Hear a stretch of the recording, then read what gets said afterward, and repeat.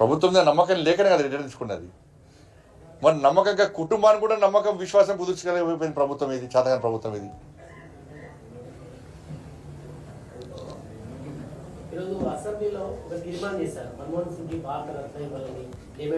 ఉన్నప్పుడు ఎందుకు వేయాలి అంటున్నా. వీళ్ళు ఉన్నప్పుడు బాబాసాహెబ్ అంబేద్కర్కి ఎందుకు భారతరత్న ఇవ్వలే కాంగ్రెస్ పార్టీ సమాధానం చెప్పాలి. ఫస్ట్ నెహ్రూకి ఇచ్చుకున్నారు, ఇందిరాగాంధీకి ఇచ్చుకున్నారు. బాబాసాహెబ్ అంబేద్కర్కు ఎందుకు భారతరత్న ఇవ్వలేకపోయింది కాంగ్రెస్ పార్టీ? బాబాసాహెబ్ అంబేద్కర్ యొక్క ఫోటోను సెంట్రల్ హాల్లో ఎందుకు పెట్టలేకపోయింది కాంగ్రెస్ పార్టీ చెప్పాలి. బాబాసాహెబ్ అంబేద్కర్ను ఎన్నికల్లో కాంగ్రెస్ పార్టీ ఎందుకు ఓడగొట్టిందో కాంగ్రెస్ పార్టీ సమాధానం చెప్పాలి.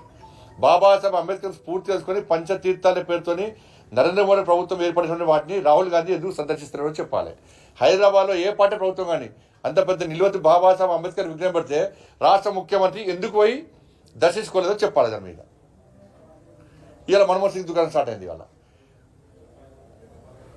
మన్మోహన్ సింగ్ యొక్క అంత్యక్రియలు ఇలా ప్రధానమంత్రి గారు ముందే క్యాబినెట్ స్పందించి ఢిల్లీలో అంత్యక్రియలు చేస్తామని స్పందించింది కాబట్టి ఇలా కాంగ్రెస్ పార్టీ మన్మోహన్ సింగ్ గారి అంత్యక్రియలు చేసే అవకాశం ఇచ్చింది ఢిల్లీలో. లేకుండా తీసుకుపోయి ఇంకొకరు ఎదురాలు ఇడికి తీసుకుపోయి, ఎందుకంటే వీపీ సింగ్ది ఏనియలే, పివి నరసింహరావును శివానికి ఆలనీయలే, ప్రణబ్ ముఖర్జీ అదే పరిస్థితి. ప్రణబ్ ముఖర్జీ గారు కూడా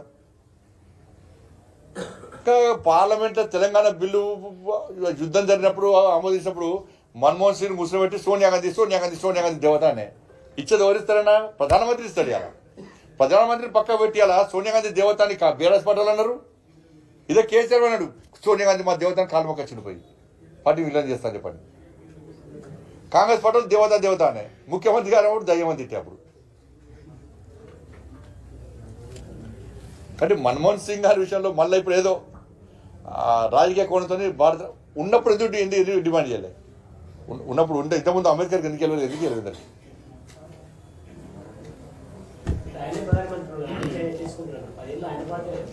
40 సంవత్సరాలు వాళ్ళినప్పుడు ఇందిరాగాంధీ తీసుకోలేదా, లేకుంటే నెహ్రూ తీసుకోలేదా? అప్పుడు తీసుకున్నారు వాళ్ళ ప్రభుత్వం ఉన్నప్పుడు. ఇందిరాగాంధీ వాళ్ళ నాయకురాలే కదా, మన జవహర్ నెహ్రూ వాళ్ళ నాయకుడే కదా, ఎందుకు తీసుకున్నారు? ఇప్పుడు అట్లా తీసుకోవాలి. ఉన్నప్పుడు గుర్తించలే. మన్మోహన్ సింగ్ను అవమానపరిచింది, ఒక రబ్బర్ స్టాంప్ లెక్క తయారు చేసింది కాంగ్రెస్ పార్టీ. మన్మోహన్ సింగ్ ఆత్మ క్షోభిస్తుంది కదా కాంగ్రెస్ పార్టీ అంటేనే, అంత క్షోభకు గురండి ఆయన.